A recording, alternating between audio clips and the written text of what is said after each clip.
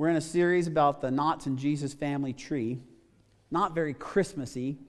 When we have to get back to what Christmas is all about, you have to kind of cut through a bunch of layers. I don't know if you've noticed that, because Walmart tells you one thing and then all this other stuff. And I was just doing some history lessons. That whole idea of the spirit of Christmas goes back into the 1700s and 1800s. That's a Charles Dickens idea, and a Dickens Christmas. Is there anything wrong with that? Nah, it's good. It has its roots in Christianity, but that's not really Christmas. What about Saint Nick? Santa Claus. That comes from basically the 1800s. And a guy by the name of Thomas Nast is who actually set in motion the idea of what we think that Santa Claus looks like. So you got the 1700s, you got the 1800s, and then, of course, without us knowing it, Coca-Cola actually has influenced what we think of Santa Claus probably more than any other corporate sponsor by what they did in the early 1900s. And then, of course, my favorite, because this is what Christmas is all about, is the Grinch, and that's Dr. Seuss. So it can be very confusing. It's like, what is Christmas? Well, a lot of what the world, or those or any thought that doesn't include Jesus at the center of this, what they're trying to do is come up with inspiring, heartwarming stories. And stories are wonderful. We lean in on stories, and there's nothing wrong with that. But the story that I have been trying to tell the last couple of weeks and today, and still got a couple more in me, is it's not folklore. It's not a myth. It's not a fairy tale. It is a story that we know from accurate eyewitnesses who, at the risk of their own life, kept talking about this man, Jesus of Nazareth. The one that we've been looking at was written by a guy by the name of Matthew. And he was not on the good list. He would have gotten a chunk of coal. See, I'm dipping back into some other stories. See, that's not in the Bible, but that's what we associate. You better watch out, better not cry. Matthew was the writer of the origin story it starts with Jesus' origin story by shaking the family tree. Yeah? What would happen if I shook your family tree? Nuts would fall out. Yeah, that's true. Mine too.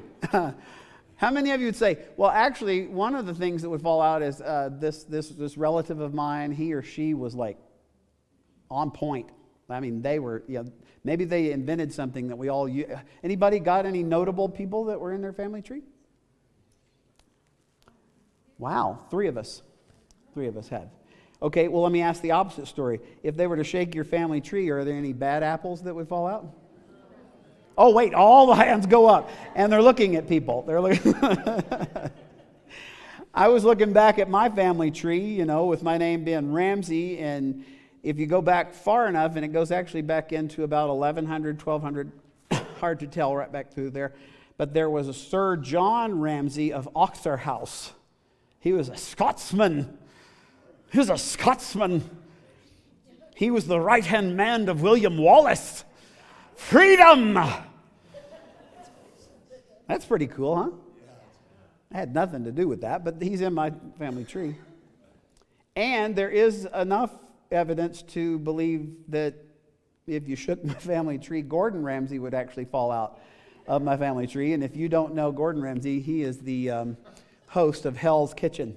And he could be the embodiment of Satan on earth. I don't know. I don't know the man, and I'm not being unkind. Jesus loves him. I'm simply saying Matthew could have gone down a genealogy list and just focused on all the good guys. But he starts off this genealogy at the first part of his, what we call his gospel, but his manuscript, his document that he wanted people to know what he knew about Jesus. And his first primary concern is he needed to connect Jesus' lineage, his genealogy, to 2 men. One was Abraham. That was crucial. The other was to David, King David. You say, why? Well, we don't have time to go into this, but there are over 300 prophecies about the Messiah in the Old Testament. 8 of them are crucial. Jesus fulfilled all 300. If you're into apologetics, the chances of this just happening, even 8 of them, is so vast that to understand how vast it is, imagine the entire state of Texas covered in silver dollars, 2 feet thick. We blindfold you, drop you out of a helicopter somewhere in Texas, wherever you say, blindfolded, and you reach down and pick up the one silver dollar that we painted red. And the chances that you would pick it up, and it alone, is the astronomical chance that Jesus could fulfill all 8 of the crucial prophecies just by coincidence. He wants to connect to Abraham, to David, all these other things. But then he does what we don't expect, and we talked about this last week. He actually goes kind of like rated R type stuff whenever he talks about Tamar, and a little bit about what we're doing today. But I think the reason that he did that is because the people who we would least like to talk about are actually a part of the story, and you can't deny that. But I think also because of who Matthew was, he was trying to make the point that they're not just a part of the story, they're the point of the story. People who either try to build up a bunch of things of good stuff that they say they're doing so that they get higher than the rest of us and somehow reach God, or like himself is like, I've tapped out. There's nothing else. I can't win. And he said, the Jesus that I met, he wanted people to come to him, which I think Matthew was trying to say it's the greatest story that has ever been told, not just because it's dramatic, but because if you want to look around at everybody, because they'll be looking back at you, is, folks, we're a colossal collection of moral foul-ups, every single one of us. And Matthew knew that. And that's why it's the greatest story, that Jesus came into the middle of our mess and he was trying to say, this isn't a new religion, it's a relationship, it's a gift, it's a holy and right relationship with God, and it has nothing to do with our performance, none whatsoever. In fact, Jesus did all of that not because of us, he did it in spite of us. So just let that percolate. So God's been doing this ever since sin infected the whole thing back in the Garden of Eden, because that's what he's like. And if there's anything I want out of this series, is I want you to see who God's like, because the clearer you can see him, the more clear you become about who you are, because he loves you.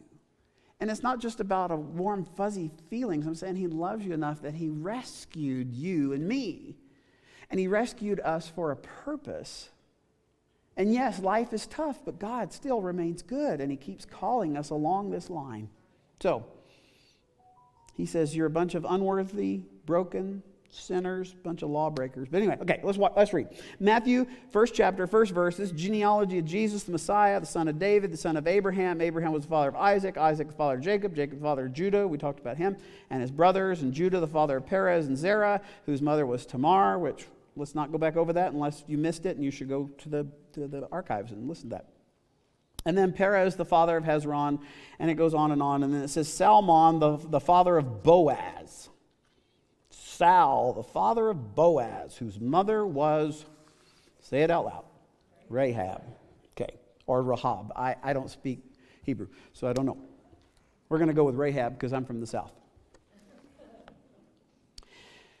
Now understand, Matthew's writing to Jewish people who have a very, very deep and wide cultural understanding. They know the story of Rahab, and I would imagine when they read this or heard this read to them for the very first time, they're going, oh yeah, she's the one with the nickname. Because rarely would you ever hear of her story unless they added the. Rahab the, if you grew up with King James, she was Rahab the harlot. In modern day language, she was Rahab the prostitute. She had a label. So do you. And so do I. We just don't like to talk about them. But see, that's what I'm here for, is to bless you. Is that I really want you to think about your label. Because you're labeled. You've labeled yourself sometimes. But others have most definitely labeled you, haven't they? And you're like, I was really trying to forget that, and you brought it back up. Because it usually involves going someplace you probably shouldn't have been, doing a thing that you shouldn't have done, rounding a corner on a business deal, playing fast and loose with relationships, taking things that don't belong to you, on and on. We're all the same. I was like, we're a colossal collection of moral foul. I was like, I'm all up in your business like I'm all up in my business. Of course, there's labels that other people give you. Still not a huge, tall drink of water, but I've always been called David the Runt. I remember that as a kid. Playgrounds were not my favorite place because I was always smaller, and they made fun. I just got tougher. In fact, in 5th grade, the label I got, because I could see that whenever we all went out to play kickball, these people were so disorganized. All these students were not playing. You need to straighten up, get over there. So I got a label from everybody else, and that was I was David the Boss. Which in the 5th grade, in my being naive, I thought they were paying me a compliment. It wasn't until later that I found out, I was like, well, that wasn't a positive thing. Yeah? Anybody got stories like that? Regardless of whether your label is true or not, if it's right or wrong, it sticks. Yes? Okay. And if you're not careful, labels can actually lock you up or tie you down. But let's just go through. This is true of all of us. I want you all to engage with me. Come on. See if you can answer fill in the blank here. Rahab is not the only one with a nickname or a label. Let's do this. Alexander the... Oh, y'all are good. Attila the... Wow. Kermit the... Okay. Jabba the... Oh, y'all are so... Conan the... Wow, look at this. Winnie the... Oh, y'all are 100%. How about this? John the... Yeah. Buffy the... Well, we know what you've been watching. Yeah. There's all kinds of those out there. And you might be able to fill in yours. But I'm just saying, her label, pretty bad. Rahab the harlot, Rahab the prostitute. But not only that, if we're going to look just briefly at her story. This is way back, about 1,500 years before Jesus was born. And it's in the land of Canaan, and Israel was coming that way. She was a Canaanite. She was a Canaanite prostitute. So in terms of a Jewish point of view, trying to fulfill prophecy and stuff, she doesn't seem very likely because there are laws against the prostitution thing. And then she's the enemy. So how's this supposed to work? So much tension. The tendency in spiritual situations, religious situations, is whenever we find these knots in the family tree or we find these flies in the ointment, we want to go, yeah, but. There's no yeah, but here. The woman is not what you would consider, woman of the year candidate. But it's also very hard for Matthew to avoid that she is in the lineage of Jesus. I think because she, like you, like me, like Matthew, are the point of this story. That if you want to know what the reason for the season is, technically not Jesus, it's us. That's why we have Christmas. So I just hope that, we're going to blitz through it right quick. I hope that you can see and really discover and experience that God's power is bigger and more powerful than your past, whatever it may be. So, and to 1,500 years before Jesus, so we're talking about 3,500 years ago, Israel is a brand new nation. They used to be just a big family group, then a bigger tribe, and they were basically just recently freed slaves. They've come into their own land that God had promised, and it was actually returning home because it was the land where Abraham, Isaac, and Jacob had lived before Joseph saved them and moved them to Egypt. And then after they came out of Egypt, they come back to Israel. And some of you are going, I need maps. Just trust me. God's doing really, really cool stuff. And he brings them out of Egypt, makes them into a nation, and he says, I need you to get in the promised land. It took them a little while to get there. But imagine, it's not just like us picking up and going and traipsing out with our tents and stuff. The experts on all of this say there had to have been somewhere between 600,000 and 1 million people traipsing through the desert. Wow. High respect for Moses. High respect. He retires, so to speak, and a new guy takes over. His name is Joshua. And they need to cross from east to west across the Jordan River, which splits Israel down the middle. Okay? They need to cross, and of course, God always does things so he can prove that he is awesome, because it's all about him. He says, I need you to cross whenever this river is at flood stage, because that's the way God rolls. See? And I need you to cross this army of yours that you're going to send across. I need you to cross not only when it's flood stage, I need you to cross at probably the most fortified spot on the river, and that is at one of the most ancient cities in the entire world, and that is the city of Jericho. Y'all ever heard of Jericho? Yeah, still there. Had some walls. Yep. And not just any walls. They actually were big enough walls to where you could have chariots and horses 3 abreast right along the top of the wall. Huge. Houses built into the top of the wall. We'll see that here in a minute.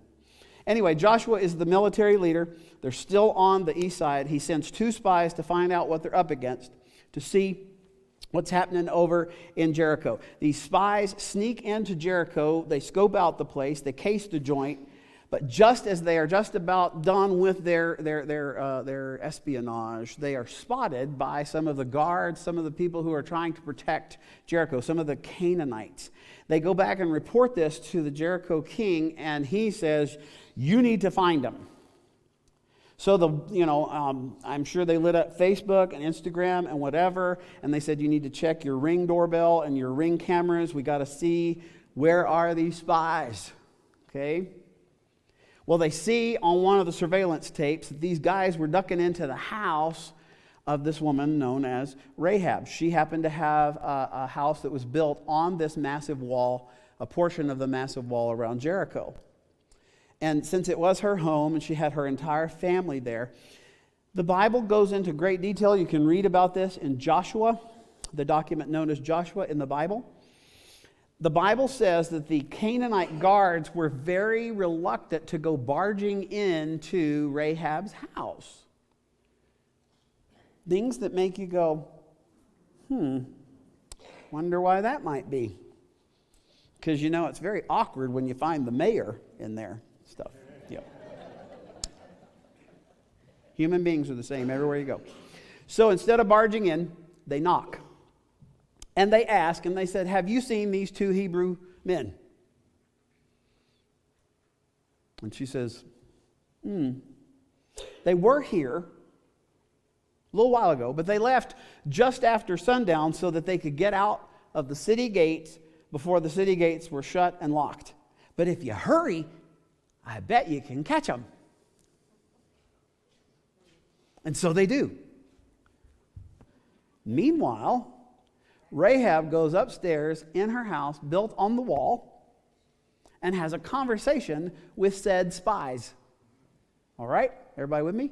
Yeah? This is what she says to them in Joshua 2, verse 8.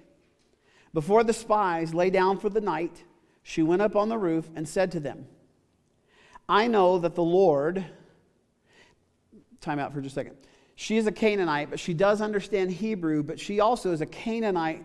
She would be a worshiper of multiple gods. That was the way of the Canaanite culture. But she knew the word for God that only the Hebrews used. A very significant name that really doesn't have so much to do with describing him as much as it had to do with who is included or what is included in his name. And she said, I know that the Lord, and says that word to them. Like, this is not just an average conversation. She's using a special, unique word or name for God. It's very sacred, very holy. It means the existing one. And she doesn't quite understand what she's saying, but I know that this one, this existing one, I believe in that God, at least a little bit. I believe that God, however you view God, is as big. In fact, I think that your God is as big as God could possibly be. I believe he is the God of all the gods. When she uses this word, she is saying, my household, my community gods, they don't measure up. Because we're into ancestor worship, and the word I'm using is not that. I'm saying that God, I believe he has given you, this is where it picks up, has given you this land. And she also says, it's been reported on all the stations that what y'all are doing and that you're coming, that a great fear of you, all of you, of Israel, that great fear of you has fallen on us, so that all who live in this country are melting, our hearts are melting in fear because of you, because the report of what God had done to get them to that point had already reached Jericho. In verse 10, she says, we have heard how the Lord, and she uses a different word. See, English is sometimes not very helpful. She uses a descriptive term, a descriptive name or a label for God. And she said, we have heard that this all-powerful God has dried up the water of the Red Sea for you to pass through when you came out of Egypt. And then what he did, or what you did in Sihon and Og, the two kings of the Amorites east of the Jordan, whom you completely destroyed, that God is on the move. In verse 11, she goes on to say, and when we heard of it, our hearts melted in fear, and everyone's courage failed because of you, for the Lord your God. And she uses a different name for him. This one's a combo. This one's a combination of names. And she says, it's an interesting combination or labels or descriptions of God, because she said, I believe that the Lord your God, unlike any of the others I'm referring to, the Lord your God is God in heaven above and on the earth, the world below. Because God is so big, he holds the world in his hands.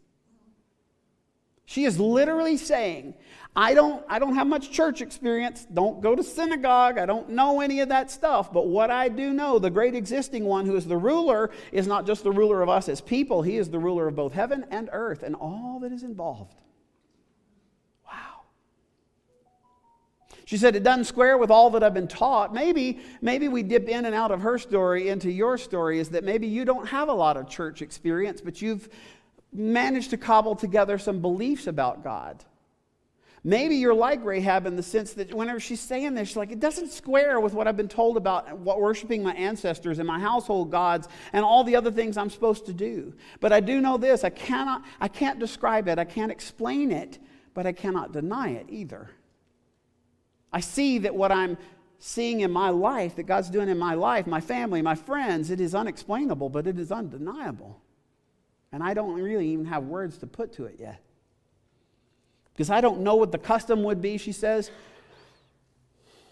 But I would be crazy to not acknowledge what I have heard, what I have seen, and you guys seem to be representative of that. So with very little context, very little experience, Rahab has some authentic, sincere, basic faith. In verse 12, so she doesn't know anything to do except to make a deal. Smart girl. She says, now then, please, swear to me by the Lord that you will show kindness, that you will lend me your strength, that you will show kindness to my family, because I have shown kindness to you by hiding you.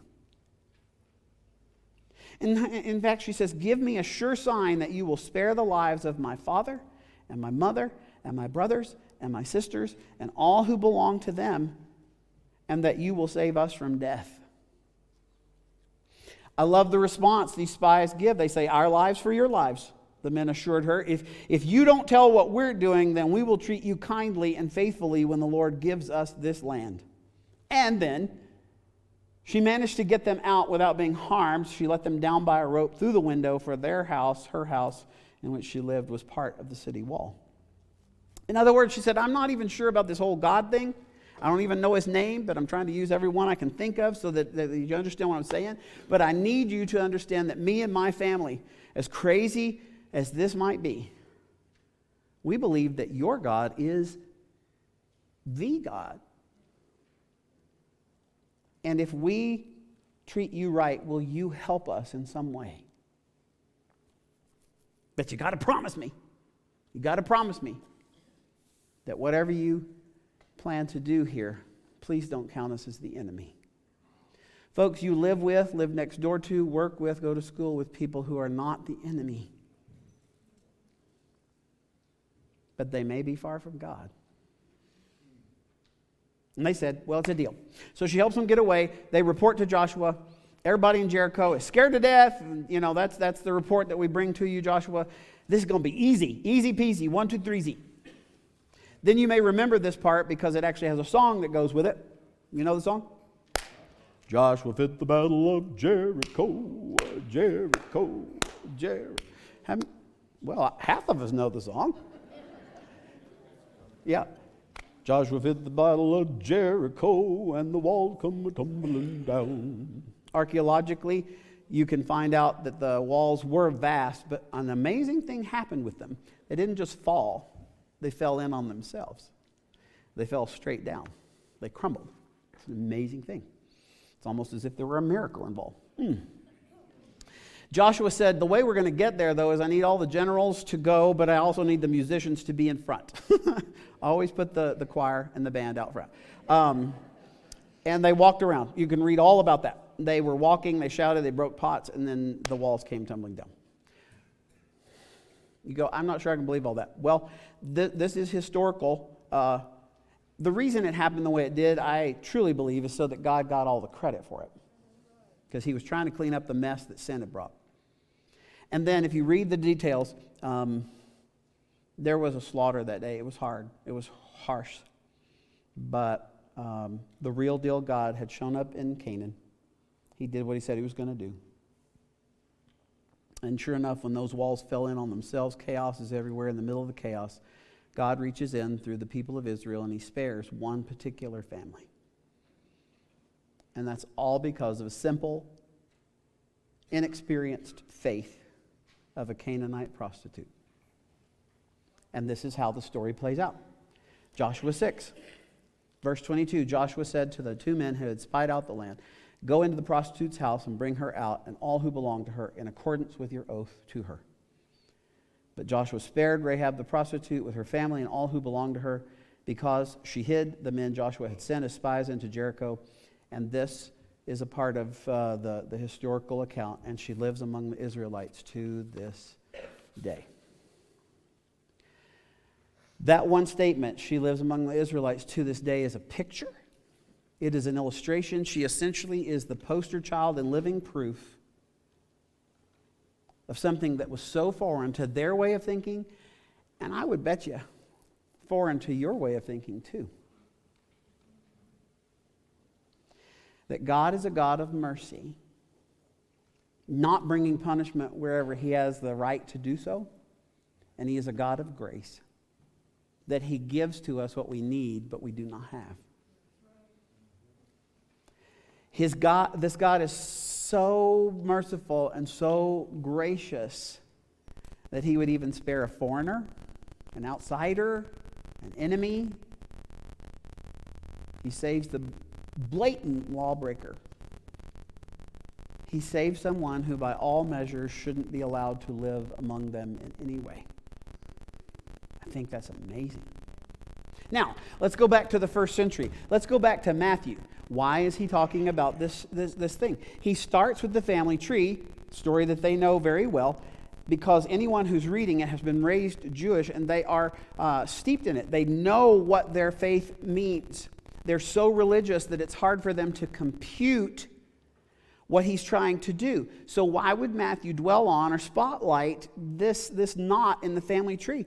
It's not just because it is a part of the story, which it most certainly is. It's because it's the point of the story. Just go ahead and read the rest of everything Matthew said. Over and over again, he's like, you wouldn't believe me unless I was telling you the truth. You had to. It was amazing. Now, the Bible doesn't give specifics about where Rahab's day-to-day story goes from here, but we do know where it winds up, so we can kind of fill in some of the blanks. She is incorporated with her family into the Jewish nation, even though she's a Canaanite. She must have met somebody. I think it went something kind of like this. I think she went to City Market one day. Because I know a lot of you and her and apparently a guy, they like to get their stuff over there at the Starbucks, right? Sometimes you have to wait for what they're making. But anyway, this young, single Hebrew guy by the name of Salmon, he's in City Market.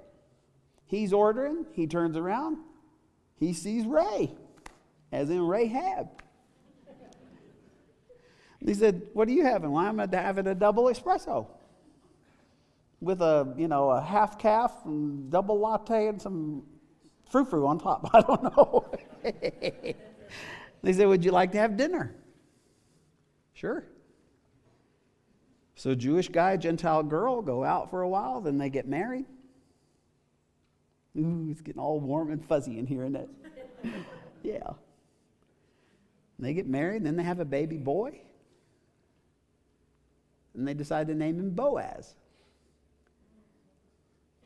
And then you read the story of Ruth, because good Jewish boy meets another girl from the outside. And they get married, and they have kids. And their great-grandson is King David. Blows my mind. Blows my mind. Matthew is refreshing people's memories that Rahab's story illustrates the entire story and the entire message, the good news of Jesus Christ. Matthew saw it again and again in his own life and watched when other people who were clearly condemned by all Genesis, Exodus, Leviticus, Numbers, and Deuteronomy, and all the law of Moses, everybody was an outsider, an enemy, and a lawbreaker. Matthew saw that Jesus said, "No, come close to me. I want you to know who God is and what He's like. Because you've drifted. You don't understand what He is like." Jesus said, "I want you to know that God says, in spite of my law, my love is always deeper and wider." Amen. Jesus never dumbed down sin. Sin is sin. It hurts. It brings death. But He said, but God says, but my mercy and my forgiveness is deeper than whatever depths you have fallen to because you broke the law over and over and over and over again. Because my grace is bigger and more powerful than any label you might have earned or someone stuck to you. Because see here, Rahab was what she was. There's no point in saying she wasn't what she was. But God still extended His grace, His simple grace, so that she could take a simple step of faith into a relationship with Him. And to drive it home, it sure seems like God said, I'm going to prove it to you, because you know what I'm going to do? I'm going to invite her into the family, and by my grace and by my mercy and because of my life-changing love, I'm going to make Rahab the great-great-great-great-grandmother of Jesus. And you know, Christ isn't His last name. He is Jesus the Christ, the Messiah. Isn't that incredible? I think it's, I want the whole world to know that. But it's not really all that far removed from you and me. Rahab had a label. Rahab the harlot, Rahab the prostitute. But you pull back the layers, like I said at the beginning. You have labels. You just don't want me to talk about them. Because people don't know everything about you, do they? No. The past choices, the thoughts, the behavior, stuff you just really don't want anybody to ever know. Because we all have labels, because we all have secrets. We all have habits, we all have mistakes, rebellions. You know, we also have a lot of stupidity, and I'm not looking in any direction because I'm just saying we're all dumb sometimes. And I don't care whether you got your label like last week because of something stupid that you did, or maybe it's been hanging on you for 40 years. Doesn't really matter. But you're running from that label. I'm asking you, would you stop running and let's consider what can you do with that label?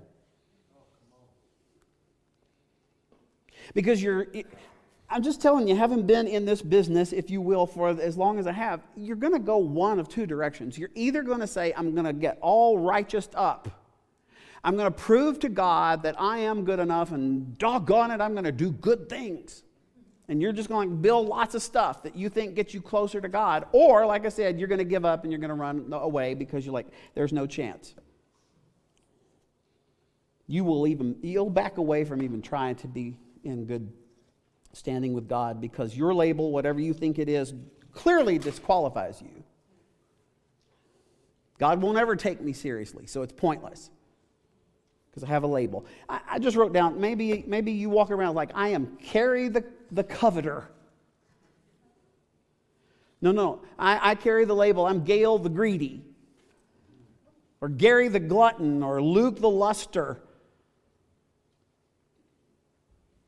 Charlie the cheater, Janice the jealous, or Adam the addict, or Faith the unfaithful, or Barry the abuser. You could go on and on. But you have to remember what I'm bringing to you was actually brought to you by Matthew, the tax collector, who actually met Jesus while he was in process of doing this disgusting thing. You remember that Jesus did not say to Matthew, Matthew, you know what? You need to clean up your act. Yep. After you do that, and you go through enough of that, then we'll give some consideration to you coming to join me. But once you get cleaned up, maybe we can work something out. Lay down all the stuff that you've done wrong and promise never to do it again. And then once you have repented of your tax collecting and you think you'd like to follow me, I'll see if I can get you a different badge and a different label, a different reputation, and then maybe you'll be a fit on my team. He didn't say any of that. No, Matthew remembered, and he relates to all of us. You know what he did? Jesus actually looked at Matthew's label while he was collecting taxes. Looked at his label. And then he looked him in the eye and said, why don't you come follow me? And Matthew had the nerve and courage like, okay, let's do it. That's what I want for you. I think Matthew knew that Jesus came to invite all kinds of people who have all kinds of labels, and he said, I need you to follow me even while you are still wearing your label. Just come on. Come on. Because this is not new improved religion, folks. This is relationship. Matthew saw that, yes, Jesus was holy, but his holiness never overshadowed his grace. His righteousness never drowned out his love.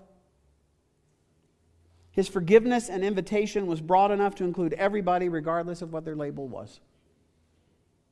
And to me, this is Christmas. That Jesus came after me. I find that unexpected. It's unexplainable in so many ways. It's very uncomfortable. Because that doesn't feel like it should, because nothing in our world is like this. But anyway, I hope this rattles your cage. I want you to fill in some blanks. Stop bargaining with God. I don't want bargaining. You don't want bargaining. You don't want hopelessness. It's no more, well, since I did this, then you should do that, God. Don't do that. And also don't do it like, you know what, because I did that thing, that horrible thing, I'm not even going to try. I think it's like this. The message of Christmas is that God has done for me what I could never do for myself. The message of Christmas. Christmas is not about all the songs that we sing. It is literally about God has done for me what I could never do for myself. Man. I'm telling you. God's inviting you right now to lean into Him. Lean into Him. Even while you're wearing that stupid, crazy label. The one that you would love to get rid of. And here's what I find is going to happen. Is that He says, I'm going to give you right standing. I'm going to give you my righteousness, and you will have right standing with Almighty, Holy God. But it's not going to be based on you. It's going to be based on me. It's do versus done, climbing versus claiming. I included, it's not in your written notes, but it's on the screen. You might just want to write it down. Romans 5. This was what Paul was getting at whenever he said, when we We're utterly helpless. Christ came at just the right time and died for us sinners. In verse 8, he said, God showed his great love for us by sending Christ to die for us while we were still sinners. Verse 11, so now we can rejoice. We can rejoice in our wonderful new relationship with God because our Lord Jesus Christ has made us, here's a label for you. He has made us friends of God. Well, that's a good label. We should wear that all the time. Because whenever he comes in, I'm telling you out of personal experience and watching it happen in others, you are forgiven, you're transformed, you're loved. So here's what happens. David the runt, under the control of Christ, becomes David the overcomer. And bossy David, surrendered to God, becomes a servant leader. And Christ followers,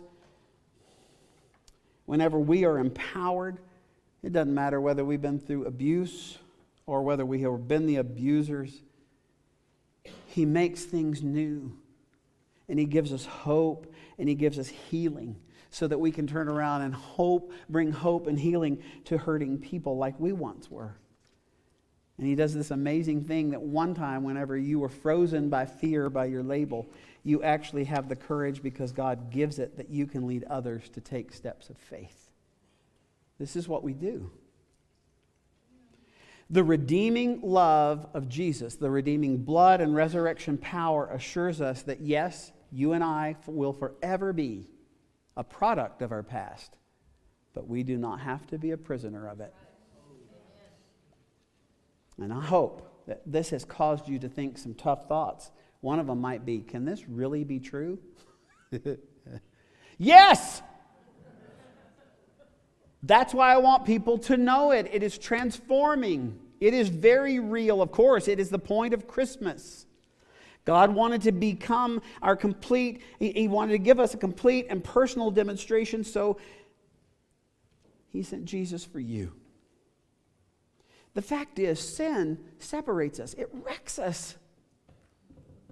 But the fact is also true that the only solution is, and from God's point of view, if you want a job done right, you do it yourself. Sin has to be paid for. But sinners need a Savior. So that's what God sent. He sent His one and only Son, Jesus the Christ. He paid for all of our sin once and for all, for everything, past, present, and future. And that payment can apply to anyone who asks for it. So I am here to tell you that grace, mercy, forgiveness, love, whenever that comes in through a relationship with Jesus, it starts at the core of who you are. And then it starts chipping away from the inside out. And it starts to change the way that you think. And it changes the way that you feel. And it changes the way that you speak. And it changes the way that you act. Because His love continues to invade everything about you. But it always starts with Jesus saying to you, follow me. Are you ready? Are you ready to rip off the other label and just take on this brand new label and step into a brand new life with Jesus? Wouldn't it be cool to swap the old one for a new one? Wouldn't it be cool to have a brand new life? If you are listening to me online or in person, live or Memorex, I'm inviting you in this moment. In fact, I want all of us to pray this prayer. Because it's good. It's a good rededication, but it might be an initial dedication that some of you have never made. I don't care whether you're under-churched, over-churched, never-churched, doesn't matter. Would you, I'm inviting you, would you pray this prayer with me? It's going to be on the screen. And I want us to say it out loud together if that is what you desire to do. Ready? Here we go. Heavenly Father, I believe that your grace is more powerful than my label. And I believe that Jesus the Christ died to pay for all the sin that my label represents. I believe that you've offered me a new label, and it says, forgiven, accepted, loved. Teach me to live my life in line with who you say I am. as you guide me with your Holy Spirit. Thank you for hearing and answering my prayer. Amen.